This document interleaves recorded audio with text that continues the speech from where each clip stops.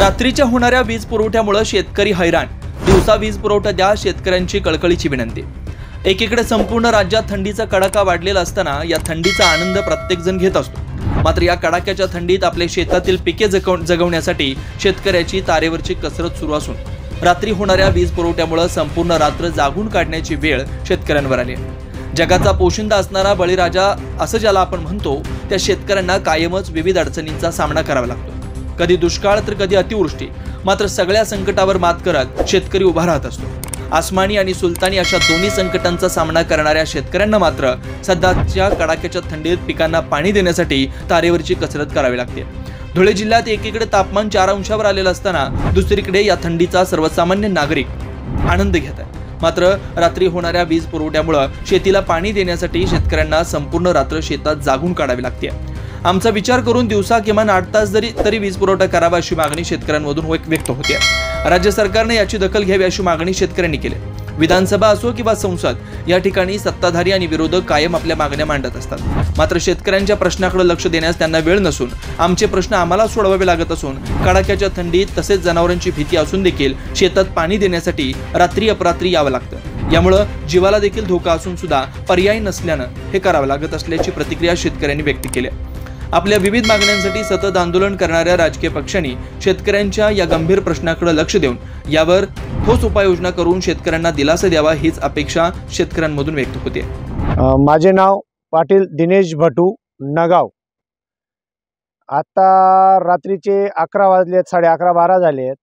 आम्ही 10 वाजेपासून शेतात आलेलो आहे आणि आमची रोजची दिनचर्या हीच आहे। आता या 8 दिवसात दिवसाला शेतीची कामं करायची, घरी जायचं, 2 घास खायचे, जेवण करून परत शेतात यायचं आहे आम्हाला। कारण की रात्रीच लाईट येते आणि रात्रीच चालली जाते। लाईट ही दिवसाचं उजेड पडत नाही तेवढ्यात लाईट जाते आणि प्रत्येक शेतकऱ्याचं जीवनमान एवढं खराब झालेलं आहे आता सध्याच्या परिस्थितीत की त्याला काय करावं ते सुद्धा समजत नाही। दिवसात शेतात काम करावं की रात्री पिकांना पाणी द्यावं, याकडे कुठलंही सरकारचं, राज्य सरकारचं असो, कुठल्या नेत्याचं असो, कुठलंही या प्रकारे इथं लक्ष नाही आहे। शेतकरी हा खातोय की मरतोय की जगतोय याच्याकडे कोणाचं एक लक्ष नाही आहे। भारत हा कृषीप्रधान देश असून ह्या देशात शेतकऱ्याचंच जास्त हाल आहे। कारण की एवढे हाल आहेत। आता मागेच पेपरला बातमी होती की आमच्या या बिलाडी, नगाव, न्याडोद या एरियामध्ये बिबट्या आला होता आणि बिबट्या आढळलाही। CCTV कॅमेऱ्यात दिसत्या बिबट्याने 2 गायींचं नुकसान केलं आहे, त्यानंतर 5-6 बकरेही खाल्लेले आहे। परंतु आज एवढी जबरदस्त दहशत अजून सुद्धा आम्हाला पिकांना पाणी देण्यासाठी रात्री यावंच लागत आहे। आमची एकच मागणी शासनाकडे की आम्हाला शासनाने दिवसा सुरळीत 8 तास का होईना पण मात्र दिवसाला 8 तास सुरळीत वीज पुरवठा द्यावा। कारण की दिवसाला 1 तास सुद्धा व्यवस्थित लाईट चालत नाही, 1 तास सुद्धा नाही। कारण की शेतकऱ्याला एक मनुष्य हा मोटारीजवळ तिथं बसवावा लागतो आणि एक माणूस स्वतः बाऱ्यावर तिथं ठेवावा लागतोय। कारण की लाईट ही 15-15 मिनिटांनी, 20-20 मिनिटांनी ट्रिप मारत राहते दिवसाला लाईट चालत नाही। म्हणून रात्री यावं, रात्री इथं साप, विंचू, बिबट्या याच्यावरून वर जास्त धाक असतो आणि घरी बायका पोरांना घरी ठेवून आम्हाला शेतात यावंच लागतंय। कारण की कोणाचे लहान मुलं असतात, कोण असतं आता 50-30 वय असो, 20 वय असो, 25 वय असो, 30 वय असो किंवा 50-60-70 वयाचे म्हातारे सुद्धा या लाईटीसाठी रात्री शेतात काम करायला येत आहे। आमचं शासनाकडे हात जोडून एकच विनंती की आम्हाला दिवसाला 8 तास तरी लाईट देण्यात यावी।